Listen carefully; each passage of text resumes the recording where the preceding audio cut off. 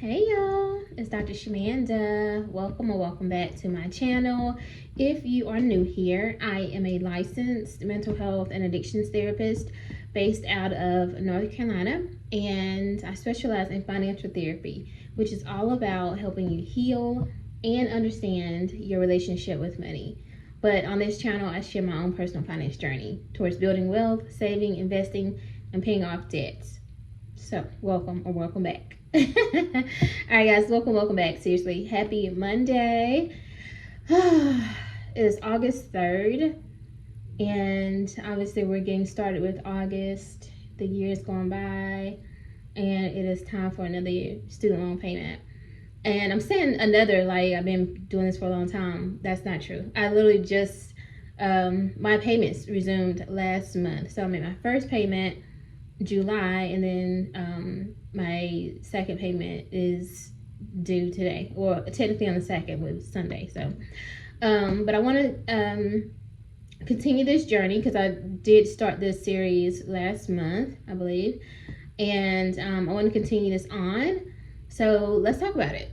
So I did set up auto pay, as I told you guys, which saves me 1% in interest, which is, you know, great thing. I think if you can save any money, do it, you know what I mean, especially with something like this. So this is month 2. I don't really want to talk about the payment too much because we'll talk about the payment, but like that's not the point of this video. This video is about the strategy behind my payment and how I'm paying off my student loans, and just these next I guess technically 4 more months, right? Yeah, 4 more months, and what that looks like. So let's talk about it. Okay, let's start with my current balance. So my current balance is $215,539.35.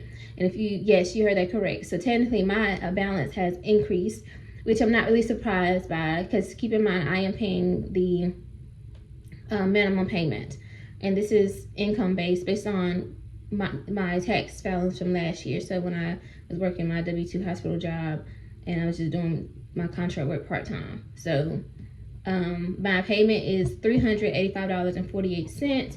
My current principal is $187,324.93. So as you can see, technically my actual loan is under $200,000, but when you add the accrued interest, which is $28,214.42, then it takes us to the $215,000. And so yeah, this don't feel good. Y'all know me. I like to pay off debts. I like to see growth, or progress rather, which means the balance going down and getting closer to not owing that debt.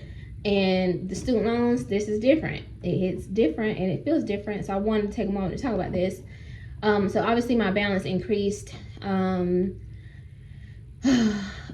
However, I'm not too focused on that because I know my purpose. I know what I'm doing here, which is I'm working through this student loan payoff journey in phases, or yeah, a 3-part phase. So as I told you guys in the first video, so check that one out if you haven't seen that one. This is bigger than just paying off student loans. Like I know that like most people, like that is something they hyperfixate on, whatever. This is about financial freedom. This is about the whole concept of never having any more debts like this, you know, and being able to retire early, being able to have financial security and freedom, essentially, and time freedom and all that. So that's why I'm doing what I'm doing. So what this looks like, I'm in phase 1. Phase 1 is my foundation. That is like from now, well, actually technically July through the end of the rest of this year, right? Which basically means that I'm aggressively focused on paying off my IRS tax debt, which is about $15,000 now, and by the rest of this year, by the end of this year. And then in the meantime, making my minimum payments to my student loans, right? So paying bigger chunks toward my IRS debt, and then just making the minimum payments here. Why? Because I don't want to divide my focus. Now my focus is divided, let's be for real, because if you follow my whole journey, you know that I'm also investing, aka maxing out my Roth for the 3rd year in a row, and then want to hit a certain goal towards my total investment amount by the end of this year. Also, obviously paying off my other debts, and then I've been working toward a $10,000 savings challenge in my high yield savings account. So, and obviously my basic expenses. So my attention is divided, but I decided not to pause those things. So I'm going to still invest because the market, it's a good time to invest for me. Now, this is not financial advice or anything like that. I'm not a financial expert, but I think these periods are really good opportunities to invest because things will go back up. Like, they're not down technically, but so right now is the time, and so I'm not going to miss out on an opportunity to invest my money. Also, I don't really feel comfortable not having anything in my savings, and so yes, these people need their money back. I'm totally for that, right? However, I need to make sure I have money saved, so in case things happen, and working toward my freedom fund. That's what I call it. So that is important to me as well. And then the IRS debt, my whole point is like getting that completely done so that I will only have my student loans and my mortgage. Like, to me, that feels better than, I'm paying the student loans and work, like, to having all that divided up long term, dragging it all out. No, pay off the smallest debts, and honestly, that's just the snowball method. Honestly, that's what that's called. So I know that works, and it to me, it frees up mental space. So that's just my process. So that's where we are right now. Now, the good thing about it is this doesn't last forever, because at the end of the day, once I pay off the IRS debts, which will be done by December, I can go full-fledged on my student loans. Like right now, the blessing is that my student loans is $385, which means that all the money I've been paying to the IRS debt, all the money I was putting toward my savings goal, all the money anything else will go straight to my student loan. So I'll pay back the $385, and then I think I want to wipe out some of that. Well, I'll pay extra to my principal, but then I really want to focus on paying that interest down so that I will have that principal, if that makes sense. And we'll go into more detail once I get to the phase 2, which will begin in January.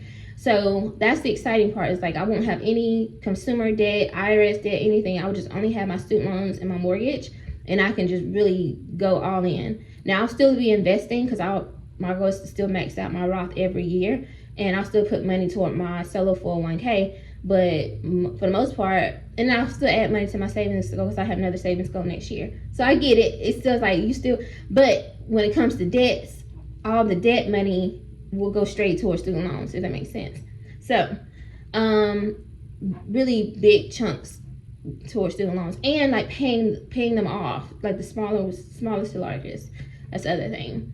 And then phase 3 is just all about financial freedom. So just really focusing on one payment at a time, one month at a time, until I reach 0. Because ultimately the next goal would be like my mortgage, but that just depends on kind of what I decide to do in terms of where I'm going to live and that type of stuff. But I know that I really wanted just to focus this video on like the mindset around what I'm doing, because it don't feel good to open this Nailnet account up and see that yes, my payment is pending.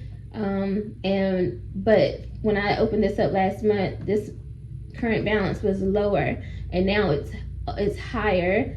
And even after this payment post, I mean, it's just all going to interest. None of it goes to the principal. It don't feel good. But I know what I'm doing. Like, I feel like I know what I'm doing. I feel like this is a good method for me and the way my mind works. And y'all know, when I set a goal, I'm going to do it. Like, just go back and watch my old videos. Like, I'm locked in. But I have to make this video so that I can stay on track and stay accountable to myself, but also let you guys know what I'm doing here as well. Okay.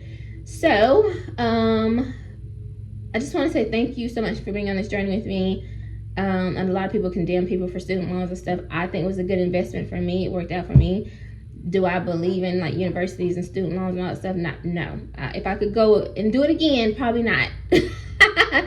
Absolutely not. And I'm someone who started at community college level, completed my programs like a year early every time. But still, so you know, do what you got to do, I guess. But if you can find cheaper ways to get, you know, to accomplish your career goals, definitely do that.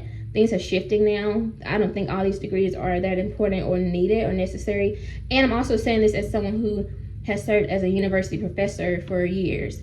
So I get to see behind the scenes and, you know, my own personal experience. So, but yeah, so anyway, that's my update for this month, for August, towards my, you know, my student loan journey.